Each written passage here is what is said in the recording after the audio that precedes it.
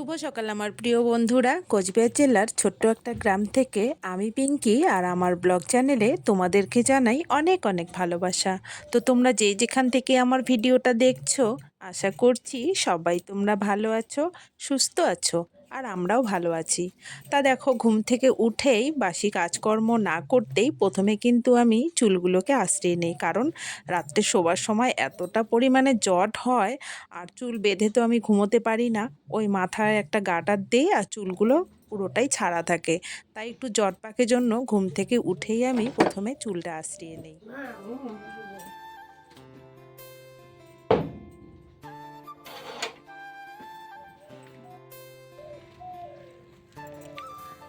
এটা কি গো, গাজর?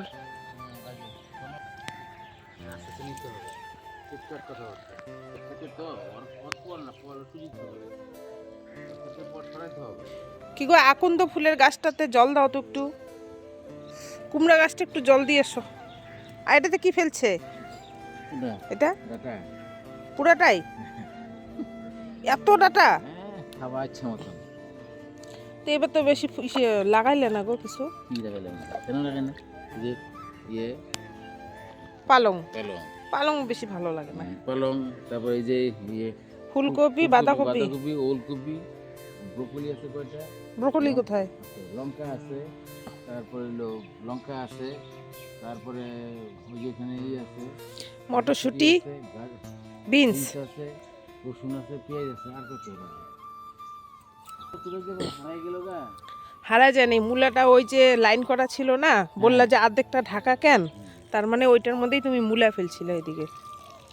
তো সকালবেলা একটু জমিতে গেলে না বেশ ভালোই লাগে। তো যাই হোক, অনেক কিছু লাগানো হয়েছে।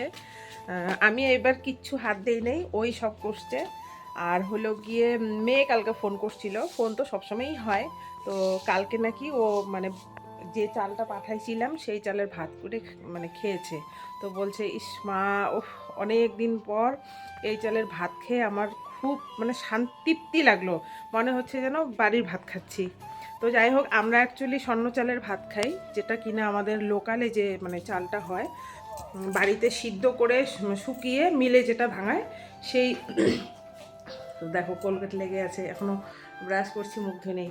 তো সেই চালের ভাতটা খাই, মানে বাড়িতে যেটা সিদ্ধ হয়, শুকায় আর মিলে ভাঙায়, সেই চালটা আমরা খাই। ওটার চালটার দাম কম, মানে বেশি দাম চাল, সত্যি যেটা বেশি দামের চাল আমরা খেতে পারি না, মানে খেতেও ভালো লাগে না। প্লাস হচ্ছে টাকাটা তো একটা বিষয় আছে না, বলো? তো এত টাকা দিয়ে চাল কিনে খাওয়া সত্যিকারই মানে সম্ভব না। তো মেয়ে বলছে মাকেও আসলে পরে পাঠিয়ে দিও। তো দেওয়া হয়েছে। আর দেখি, আমারও যাওয়ার কথা আছে, ওর কলেজে যেতে হবে, তো তখন আবার নিয়ে যাব। তো ওই চালের ভাতটা খেয়ে কালকে মেয়েটা শান্তি পেয়েছে না, সত্যি বন্ধুরা, মানে শুনে এতটা মানে শান্তি লাগছে আমার। যাই হোক, মেয়েটা মানে তৃপ্তি পেয়েছে আর কি ভাত খেয়ে। তো চলো, কালকে রাত্রেবেলা খাওয়া দাওয়া করেছি, কিন্তু বাসন ধুই নেই। সকালবেলা এখন বাসন ধোবো। কারণ কি, কালকে আমার পিসির বাড়িতে হচ্ছে পিসির শাশুড়ি বার্ষিক শ্রাদ্ধের নিমন্ত্রণ ছিল।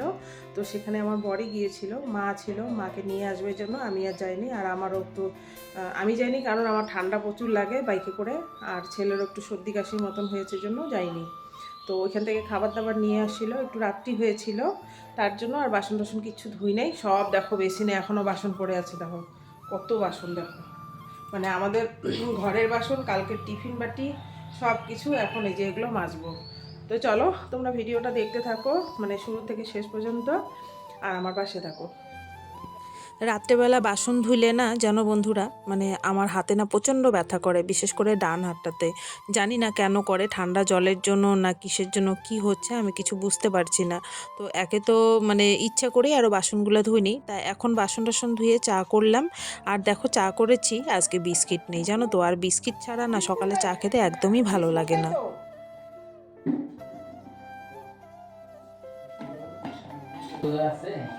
আছে কোথা থেকে আছে? পরশু দিন 4টা বিস্কুট আনছো, শেষ। কি টোস্ট থাকে? তোমার ছেলে কৌটা নিয়ে বসলে আর কিছু থাকে না। কবে টোস্ট শেষ হয়ে গেছে গা, মুড়ি দিয়ে চা। সকালবেলা মুড়ি চাবাইতে ভালো লাগে না। মুড়ি খেতে না আমার একদমই ভালো লাগে না, আর সকালবেলা ওই যে মুড়ি চাবিয়ে চাবিয়ে চা খাওয়া আমার কেমন যেন একটা বিরক্তকর লাগে।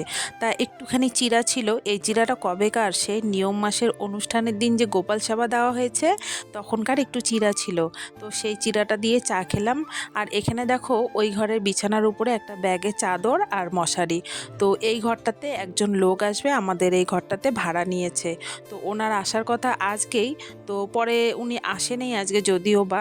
তো এই ঘরটা আমরা এখন দুজনে মিলে পরিষ্কার করছি। তো ওনার কথা হচ্ছে যে চকিটা দিতে হবে আর আপাতত একটা ওনাকে তোষক দিতে হবে। আর তো যাই হোক, এখন ওই ঘরদুয়ারগুলো অনেকটা পরিষ্কার করে আসলাম রান্নাঘরে সকালে টিফিন খাওয়ার জন্য।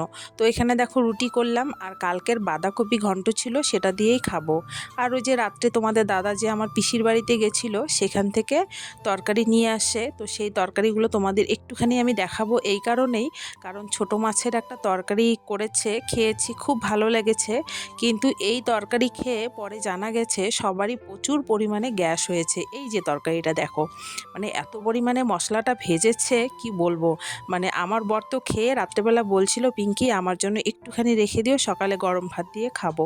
তা এত পরিমাণে গ্যাস হয়েছে সবার, পরে এগুলো নিয়ে ফোনে কথা বলে খুব হাসাহাসি হয়েছে। আর এখানে যে ছবিটা দেখতে পাচ্ছ এটা হলো আমার মানে শ্বশুর আর শাশুড়ির একটা ছবি, অনেক দিনে বাঁধানো হয়েছে ছবিটা আমার ভাইয়ের কাছে।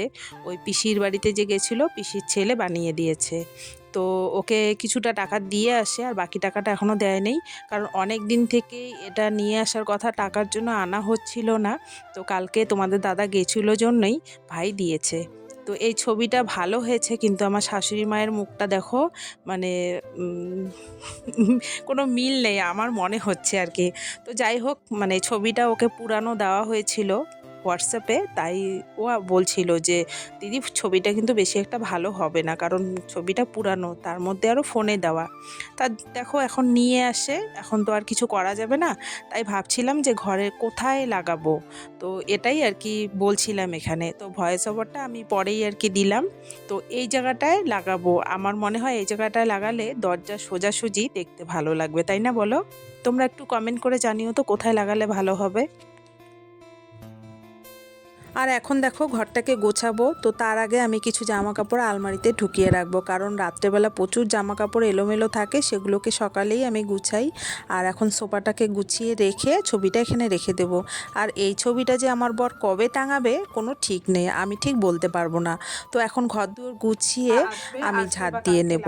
তা বলছিলাম যে এখানে কোথায় টাঙালে ভালো হয় তোমরা একটু কমেন্ট করে জানিও। তো ভিডিওটা আজকে এই পর্যন্ত রইল বন্ধুরা, সবাই তোমরা ভালো থেকো, সাবধানে থেকো, সুস্থ থেকো। দেখা হচ্ছে শিগগিরই পরের কোনো ব্লগে।